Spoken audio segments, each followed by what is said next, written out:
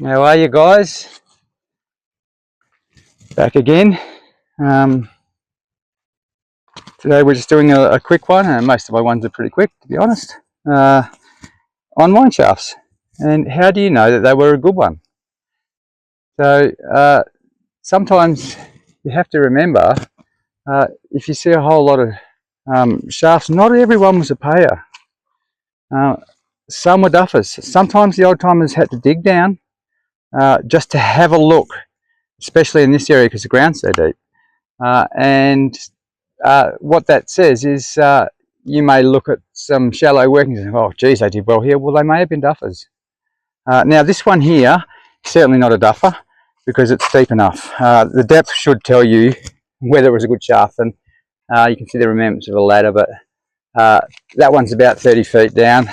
So that was definitely a payable shaft, but it's still shallower. And then we get some more in this one here. You be careful of these. This is a collapse shaft. I believe that goes further because you can see the timbers. But anyway, I ain't getting in there. There's some more shallow ones here going that way. And it can also show you the dip of the ore body. If you've got shallow shafts and then deep shafts. On this side, we've got very deep shafts. I'll tell you how I know that. But so what could happen is, I'll try and draw it on the ground, is this. So say there was an outcropping here, right? And the miners dug down and it cut out, boom, right? That was it. Oh, bugger. Nothing below there, but that's because it did this, right? Remember, that's the surface, okay?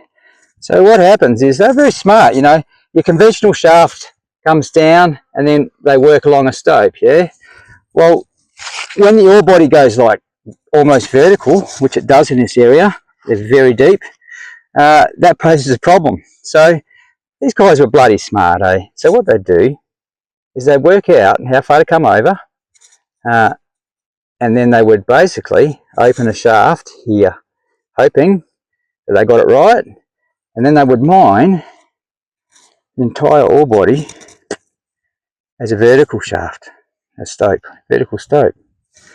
So, and that shows the dip of the ore body. You see that? So these guys were really clever, eh? You know, not only were they really clever, bloody flies, they worked harder than you and I ever will. But what we're getting at today is just a quick thing. So if we look up there, we can see that shaft up there. There's all these blocks around it. We come to this one. That one does too. Okay. Now they're big blocks too. Let's go for a walk to the bigger shaft. This is the main sucker. Okay. Now,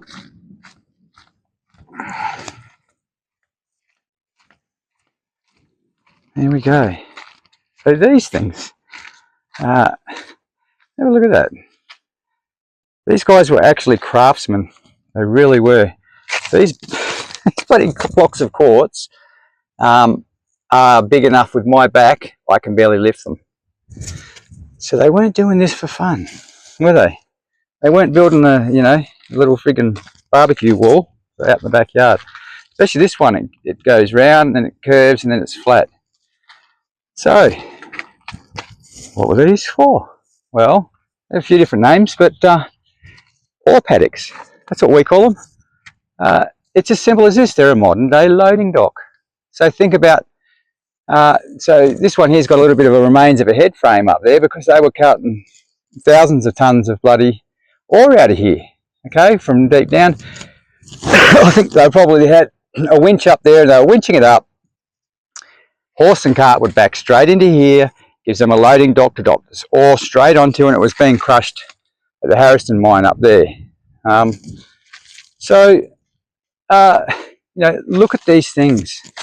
Look how well they were craftsmen. And like I said, oh, this one's a good one. This has got shafts. I mean, timbers going right through the shaft as well. So you know, I mean, look at this. Every little rock is stacked in there. There's no mortar. This is all done like a craftsman.